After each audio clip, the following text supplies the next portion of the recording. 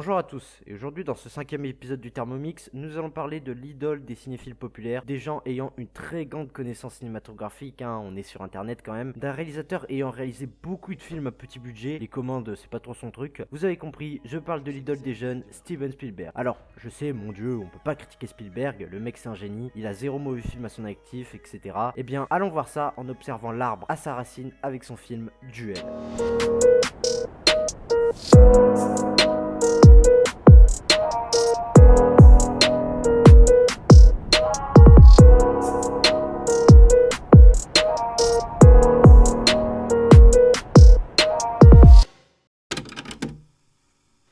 Contrairement à ce que mon intro hautaine et condescendante peut laisser penser, j'aime bien Steven Spielberg. Je trouve que c'est un très bon réalisateur, le mec a une carrière phénoménale. Il a réalisé certains des plus grands succès du cinéma. C'est pourquoi j'ai décidé de m'y pencher. Mais pour cela, je n'ai pas choisi de faire un énième tapine comme d'autres en parlant des classiques Jurassic Park, E.T. la Guerre des Mondes. Non pas que ces films ne soient pas bien, mais pour une fois, essayons de parler de l'ami Spielberg d'une autre façon que les références qu'on entend tout le temps. En 1971, avant les Dents de la Mer, avant les Indiana Jones et autres 4ème dimension, Steven Spielberg, alors inconnu au bataillon malgré des travaux qui lui ont permis de se faire déjà une petite réputation dans le monde cinématographique, notamment la réalisation d'un des 3 épisodes pilotes de la série The Eyes avec Joan Crawford quand même, actrice emblématique de l'âge d'or d'Hollywood, ayant joué dans des films comme Grand Hôtel, Mannequin, le roman de Mildred Pierce, Femme ou Johnny Guitar. D'ailleurs, petite anecdote qui devrait faire plaisir aux fans de l'idole des jeunes, elle avait dit aux journalistes de l'époque que Spielberg deviendrait le meilleur réalisateur du monde, et également le 3ème épisode de la première saison de Columbo. Mais les choses vont commencer à devenir sérieuses pour Steven avec le producteur George Eckstein, qui va être impressionné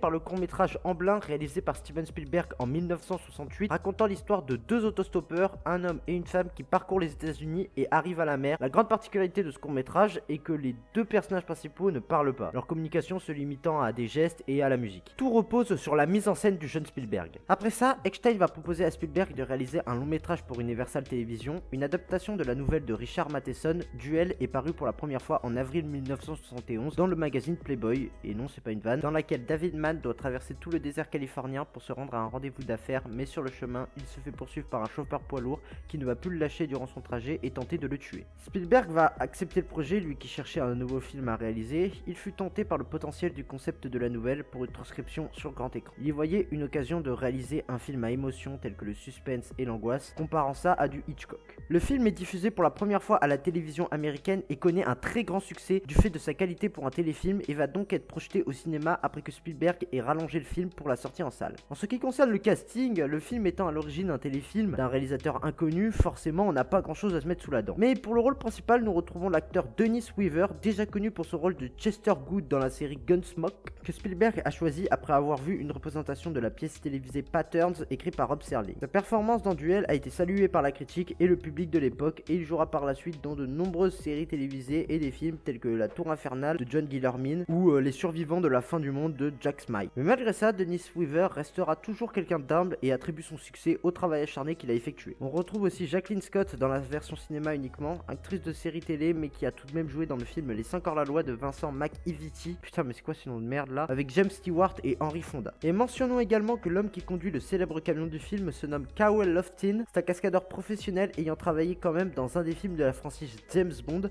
Les Diamants sont éternels de Guy Hamilton avec Sean Connery, ce qui est un peu le Graal pour les cascadeurs professionnels. Du côté de l'équipe technique, on retrouve également quelques noms notables comme Jack A. Marta, directeur de la photographie qui a travaillé sur des séries comme Les Mystères de l'Ouest et Star Trek. Attention, la séquence suivante risque de faire saigner les oreilles tous les anglophones. Le production designer Joe Alves, pardon pour mon accent anglais d'indien là, qui a travaillé sur les films Un amour de coccinelle de Robert Stevenson et qui retravaillera avec Spielberg pour Les Dents de la Mer. Le film a été tourné en 12 jours seulement dans le désert californien car le film avait un budget très limité, c'est aussi pour ça que certaines scènes ont été tournées en une seule prise pour gagner du temps et de l'argent. Le personnage principal du film devait de base être un homme en surpoids d'âge moyen, mais suite au recrutement de Dennis Weaver pour le rôle, le personnage a été réécrit pour être plus jeune et en meilleures conditions physiques. D'ailleurs dans le film, Weaver a effectué ses propres cascades, même les plus téméraires, alors qu'il n'était pas cascadeur professionnel ou bien un acteur habitué à faire ses propres cascades à la Tom Cruise afin de les rendre les plus réalistes possibles. Le camion du film, autre personnage en soi, a lui aussi été choisi minutieusement. Spielberg voulait un camion qui pourrait nous faire penser à un humain, comme s'il était en quelque sorte vivant. Il va donc choisir un vieux Peterbilt 281 car son design peut faire penser à un visage humain avec ses 2 phares et sa longue calandre. Mais alors, ce film est quand même assez différent de ce qu'a pu faire Spielberg dans le futur, non? Comment, grâce à ce film,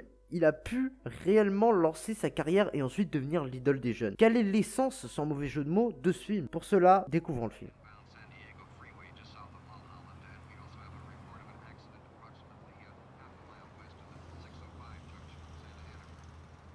Le film commence sur la voiture de David Mann qui roule sur les routes de Californie en écoutant une émission de radio où un homme prend la tête à tout le monde parce qu'il galère pour remplir la question "Êtes-vous l'homme de la maison?" car sa femme a visiblement plus de charisme que lui.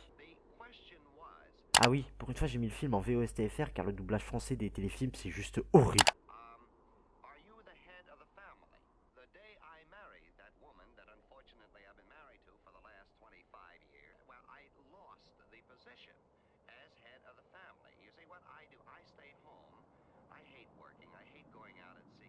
Comme quoi, c'est pas depuis les années 2010 qu'être un homme ça veut plus rien dire. On tombe ensuite sur le fameux camion.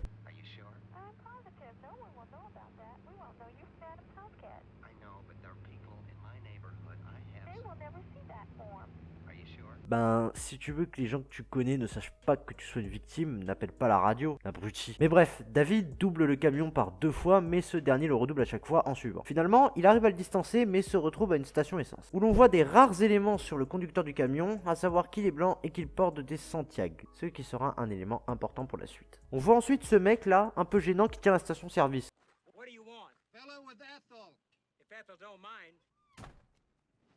On repart ensuite sur la route où le camion continue de coller David de plus en plus près, donc celui-ci le laisse passer. Mais le camion n'accélère pas pour autant et se met même à lui faire des queues de poisson. Mais finalement, le camion lui fit signe de le dépasser et hop!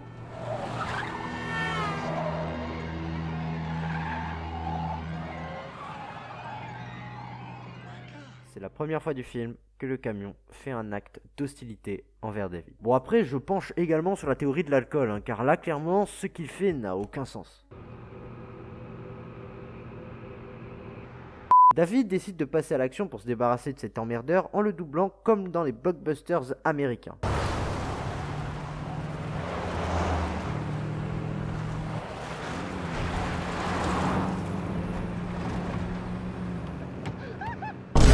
Alors qu'il pense l'avoir semé, le camion revient à toute vitesse derrière lui et c'est là que ce camion commence à devenir un peu chelou. David se met à accélérer pour s'en débarrasser, mais regardez à la vitesse à laquelle le camion va. Alors que la vitesse maximum d'un camion selon le site de la sécurité routière est de 90 à 100 km/h selon la masse du camion. Ça donne l'impression que le camion est vraiment prêt à en découdre quoi. Il va même réussir à toucher l'arrière de la voiture de David. Après une séquence de poursuite assez stressante, David lui échappe grâce au parking d'un Chuck Café.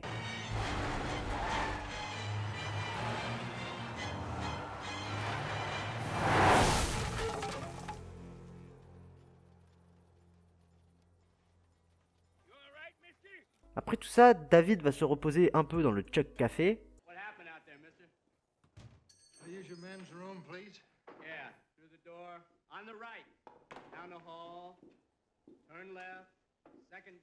Ben visiblement il savait déjà vu qu'il ignore complètement ce que tu lui dis.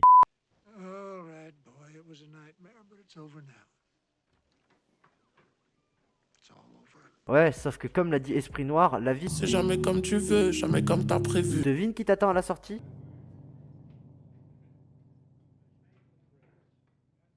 S'ensuit alors un mini Among Us parmi les mecs du Chuck Café afin de démasquer qui est le conducteur fou de ce camion. C'est là qu'on voit tout l'intérêt des Santiago du début car c'est le seul élément d'identification qu'on a sur le conducteur, mais manque de peau comme on est aux USA, tous les clients en portent.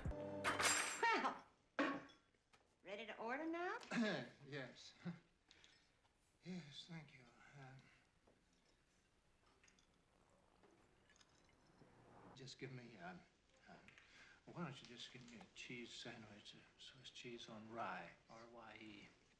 Swiss cheese on rye. And could I have another glass of water, please? Sure, another glass of water. Oh, miss, do you have an aspirin? Oh, your headaches. Sure, I'll get you some. Très sympa ce resto. À tous les coups de nos jours, ces gros rats lui auraient fait payer l'aspirine aussi.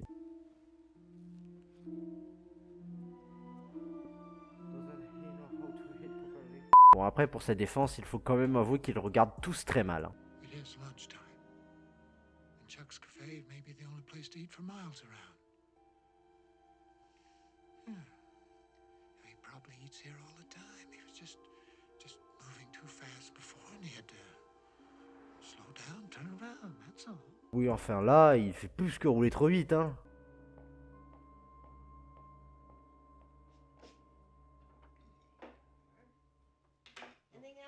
No, thank you. Ketchup. Cet extrait est un exemple de pourquoi regarder le film en VO et pas en VF, car en VF ces imbéciles ont fait passer cette réplique comme une voix off des répliques précédentes, alors qu'en VO il le dit en voix on, et surtout le ton de Dennis Weaver rend le ton beaucoup mieux. Même si putain, qui prend du ketchup avec un sandwich au fromage?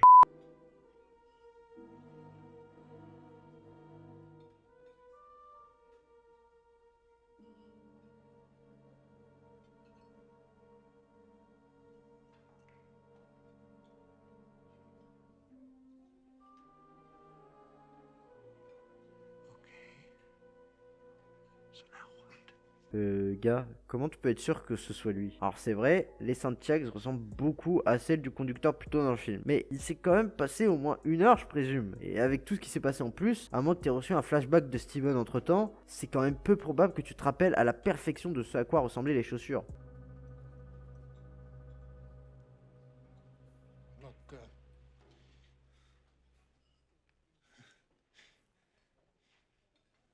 I want you to cut it out. C'est vrai que la première question à poser aurait plutôt été Hey man, you are the driver of the fucking truck out there. En fait, t'aurais carrément pu retenir l'attention de tout le monde pour demander à qui était le camion dehors, on aurait gagné du temps. Hein. Just cut it out, okay? For where? Now, come on, I mean, please, let's not play games. Putain, on dirait Enzo dans le Grand Bleu là, il voit pas qu'il est tout seul dans son délire là. Après que David lui ait bien pété les couilles, le mec commence à le démarrer.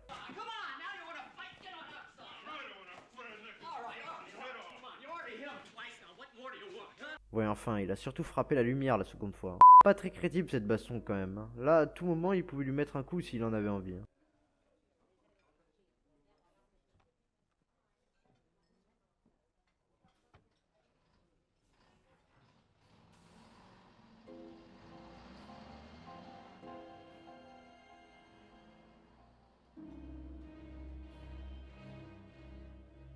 Ah bah oui, ça c'est con. Hein. C'est peut-être pour ça qu'il aurait fallu demander avant d'embrouiller David. Le camion repart ensuite, David se met à le courser alors que c'est un camion qui a essayé de te tuer. Pourquoi faire? David reprend la route et retrouve encore le camion. Donc il s'arrête à la prochaine station-service où il y a une cabine téléphonique en plein milieu du désert, en plein soleil, mais ta vie qu'on devait crever de chaud à l'intérieur. Mais enfin bref, il appelle la police quand...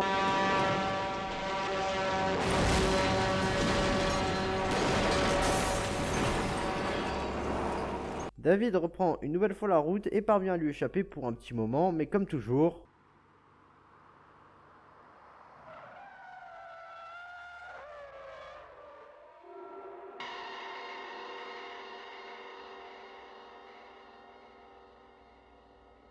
Ce plan est juste beaucoup trop classe. On croise ensuite les 2 plus gros connards du film, encore plus que le chauffeur du camion. What's the matter? Car trouble? Well, in a way, yes. I wonder if you'd do me a favor. What's that? Would you stop at the nearest telephone you come to and call the police? Police? Yeah, you see that truck? Mister, we don't want any trouble. No, there won't be any trouble. All I'm asking you to do is just call the police.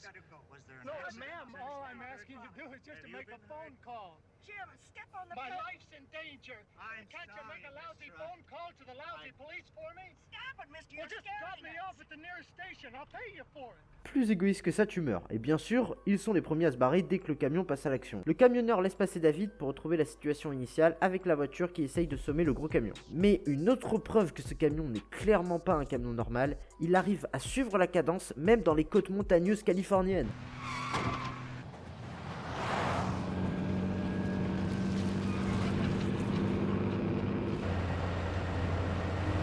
Alors, j'ai peut-être des références cinématographiques de merde, mais cette scène m'a juste fait penser à la scène de Taxi 3 quand le taxi double le TGV. Là. Mais la catastrophe, le tuyau de radiateur défectueux empêche la voiture d'accélérer et commence même à ralentir de plus en plus. David commence peu à peu à perdre le peu de sang-froid qui lui est resté, ce qui rend cette scène avec la musique par-dessus encore plus oppressante. Come on, let's go! Come on!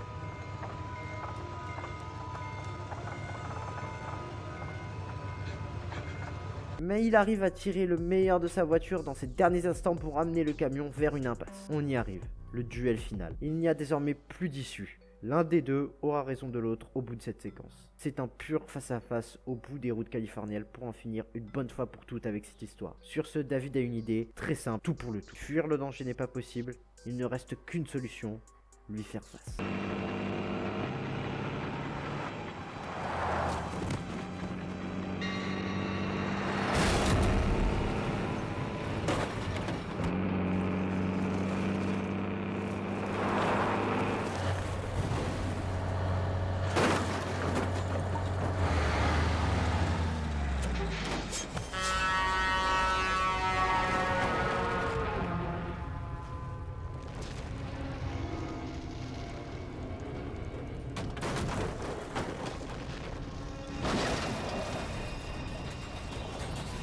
Bon ok, la scène est complètement détruite vu qu'on voit le cascadeur sortir du camion avec la porte qui s'ouvre, mais bon. David est enfin débarrassé du camion, et c'est ainsi que se termine le premier film de Steven Spielberg. Déjà, un point intéressant, c'est que ce film est un téléfilm à la base. Or, il est d'une qualité vraiment surprenante, principalement car Steven Spielberg va utiliser cette contrainte, à savoir de faire un téléfilm, ce qui implique moins de budget et donc moins de possibilités. C'est pour ça que le choix de Spielberg d'adapter cette nouvelle est excellent, car elle repose sur un concept hyper simple. Pas besoin de gros moyens, de grands trucages ou quoi que ce soit. Spielberg n'a eu besoin que d'une chose, la mise en scène. Et ça, c'est un pari risqué. Car lorsque ton film ne repose que sur sa mise en scène, eh bien si cette dernière est à chier, tu te retrouves comme un con. Mais dans le cas présent, le pari est clairement réussi. Spielberg maîtrise sa mise en scène, ça se ressent clairement lors du visionnage. Tout est fait dans le film pour nous faire sentir oppressés. Que ce soit les gros plans rapprochés sur le visage de David pour nous faire ressentir l'émotion du personnage de manière sans équivoque, les plans dans le rétroviseur qui servent à nous faire passer le message que la menace est derrière, elle arrive, elle se rapproche de plus en plus. Le film en soi est un immense chat et la souris. Tout le film, David tente de fuir le camion. Mais qu'importe ce qu'il fait, il est toujours à ses trousses. La fuite n'est pas une solution pour vaincre la menace que propose Spielberg. Il n'y a qu'une seule solution pour s'en débarrasser, l'affronter directement. Et c'est d'ailleurs comme ça que David y arrive. Toutes ces autres tentatives où il a tenté d'esquiver l'affrontement ont échoué. Semer le camion avec sa voiture, échec. Prévenir la police, échec. Même parler avec le conducteur, c'est un truc de tapette ça. Échec. Pour gagner, affronte le camion directement. Cette sensation de danger est permanente. Dès lors que le camion est clairement identifié comme mal intentionné, ce sentiment est constant. Spielberg utilise un moyen très efficace pour cela, la démesure américaine. Ce n'est pas un hasard si le film se passe dans le désert américain et pas sur une rocade à la con. Ta gueule! C'est pour faire sentir cette menace comme si elle était ambiante. Les plans de caméra montrent souvent une petite voiture dans les grands décors américains, des déserts, des montagnes, des stations-service avec 3 mecs à tout casser, des cafés avec seulement des camionneurs, pas de téléphone aux alentours. David est seul au monde. Il n'a pas d'aide possible. Il ne peut compter que sur lui, car il n'y a que lui qui est concerné par cette menace. Le camion n'attaque aucun autre automobiliste, il en veut seulement à David, et on sait jamais pourquoi. Il y a certes eu des petites injures, mais soyons honnêtes, c'est rare d'en vouloir autant à quelqu'un parce qu'il nous a insulté au volant quoi. Là le camion le suit partout, qu'importe où David va, il est dans les parages. D'ailleurs dans la version cinéma c'est encore pire, le camion aide carrément un bus qui a un problème technique, il en a juste appris David, c'est tout. Une bonne partie des plans sont par ailleurs utilisés pour qu'on se sente observé, que ce soit avec les points de vue subjectifs ou bien extérieurs quand on voit la petite voiture rouler et encore rouler. Le pire je pense que c'est dans le bar. Tout est fait pour nous mettre mal à l'aise. Entre tous les plans sur les clients qui se mettent à observer David, les travelling ou bien juste ce plan qui est incroyable quand la mise en scène nous indique clairement le face-à-face du film. Comme si on regardait un western où les deux personnages se font face, prêts à tirer. Et c'est encore plus bien joué de la part de Spielberg car ça nous fait presque comprendre que c'est le camion, dans le sens véhicule du terme, qui en veut à David, pas le chauffeur, et ça se remarque par l'iconisation de ce camion. Le camion est en soi un personnage à part entière. Tout à l'heure, si je vous ai parlé du choix de Spielberg pour ce camion, c'est pas pour rien. Je vous ai dit qu'il voulait ce camion car il donnait l'air d'avoir un visage humain, et c'est l'une des grandes forces du film. On dirait que le camion a sa propre volonté. On voit bien qu'il y a un chauffeur, mais on ne le voit jamais. On voit seulement ses chaussures à un moment, chose qu'on pense qu'il va nous servir dans le bar pour identifier le chauffeur, mais non. David fait fausse route et accuse un innocent. C'est pour montrer qu'en fait, qui conduit le camion, on s'en fout. C'est le camion en lui-même, le méchant. D'ailleurs, les plus attentifs d'entre vous auront remarqué que durant cette scène, David s'en prend au mauvais client, personne ne sort du café. On le voit, on n'a pas entendu le bruit de l'ouverture de porte, qui en a clairement un. What happened out there, mister?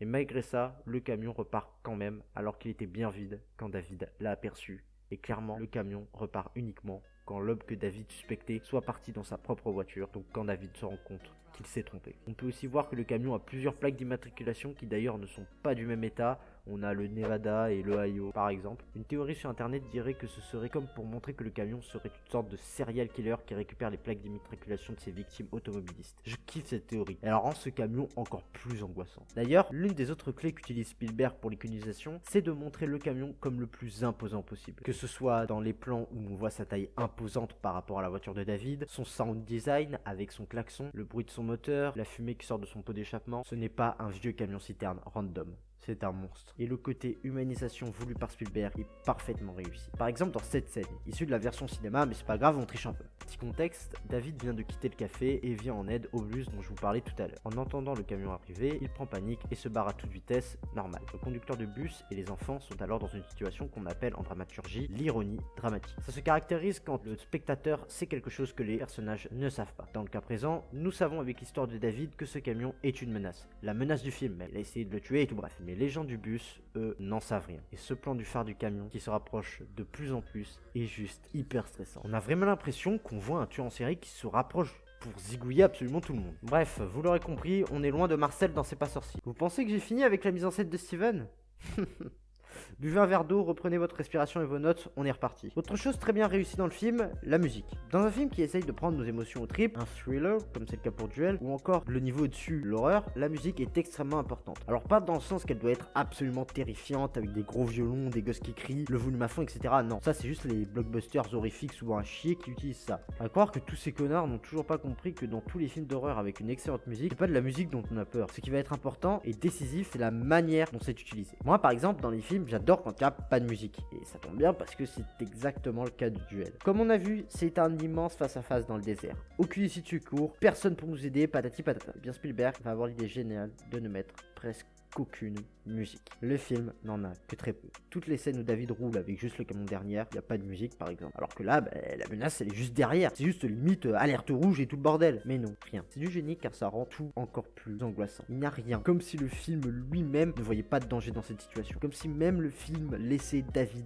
dans sa prison. Les seuls moments où il y a de la musique sont quand le camion passe vraiment à l'action pour tuer David. Et ça marche. On attend tellement la musique que lorsqu'elle vient, elle rend la scène juste terrifiante. Spielberg utilisera ce procédé d'autres fois dans sa carrière. L'un qui vient directement à tête, c'est bien évidemment Les Dents de la Mer, avec sa musique reconnaissable entre mille, celle qui apparaît dès que le requin est dans les parages. Et seulement quand le requin est présent. Lors des scènes où les personnages pensent que le requin est là, mais en réalité il n'est pas là, sa musique n'est pas là non plus. Et le requin peut apparaître sans sa musique, mais jamais l'inverse. Et c'est bien pour ça que tout le monde a retenu ce thème musical même 48 ans plus tard. Mais je pense que c'est quand même mieux utilisé dans Duel, car dans Les Dents de la Mer, on a d'autres musiques qui sont complètement à chier. Là dans Duel, la musique est toujours parfaitement juste, bien rythmée, bien ajustée et efficace.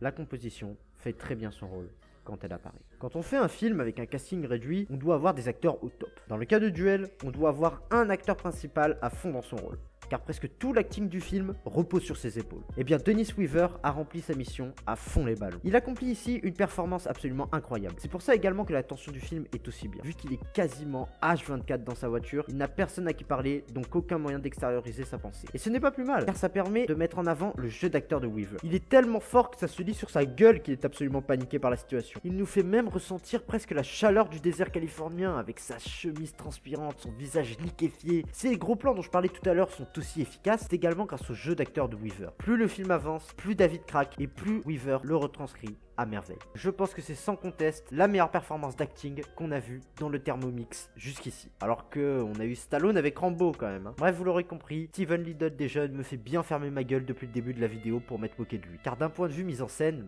c'est un quasi sans faute. Mais j'ai bien dit quasi. Car hélas, rares sont les réalisateurs à la mise en scène incritiquable, et Steven n'en fait malheureusement pas partie. Parce que déjà, je vous ai menti. Il y a un instant, je vous ai dit que David n'avait pas de moyen d'extérioriser sa pensée. Eh bien si en fait, car Spielberg a eu l'idée nulle d'ajouter une voix off intérieure à la con pour montrer les pensées de David. En fait, c'est surtout pour montrer pourquoi David fait ce qu'il fait à des moments un peu subtils. Mais soyons honnêtes, n'importe qui a un peu bien suivi le début du film a parfaitement compris pourquoi il faisait ce qu'il fait. Surtout qu'en plus, elles apparaissent au milieu du film, là, avec la séquence du café. C'est brusque et mal amené.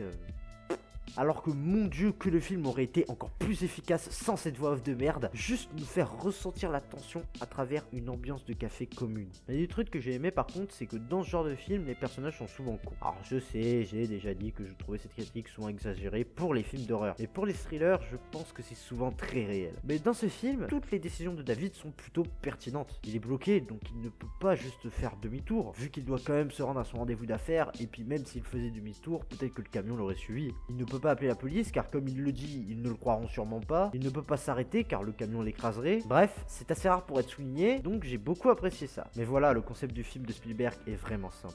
Trop simple. Mais il arrive à en tirer quelque chose de vraiment fort. Et ce, grâce à une réalisation bien léchée et réussie. Et c'est bien pour ça que les films de Spielberg sont aussi appréciés et renommés par le grand public. C'est parce que sur le plan visuel, Spielberg maîtrise l'image à la perfection. Seulement, il n'y a pas que l'image dans un film. Duel n'est malheureusement pas représentatif de l'intégralité de la carrière de Spielberg. Attention, ça veut pas dire que Spielberg s'est mis à faire de la merde en quantité industrielle par la suite. Mais son cinéma a par la suite beaucoup changé. C'est pour ça, même si tu remportes cette bataille, Steven, tu n'as pas gagné la guerre. Ce n'est que partie remise. On se reverra pour juger de ce que tu as à nous proposer. Et j'espère que toi, ô idole des jeunes, tu auras quelque chose du même niveau à nous proposer. Bon, et ben voilà, c'est tout pour ce 5e épisode du Thermomix, en espérant qu'il vous ait plu. Vous l'aurez compris, bien évidemment qu'un jour on reparlera de l'idole des jeunes. Mais en attendant, si cette vidéo vous a plu, n'hésitez pas à mettre un pouce bleu et à vous abonner pour le soutien. Et à me suivre sur Twitter pour plus d'infos. Sur ce, on se retrouve bientôt pour un nouveau Thermomix. La peace.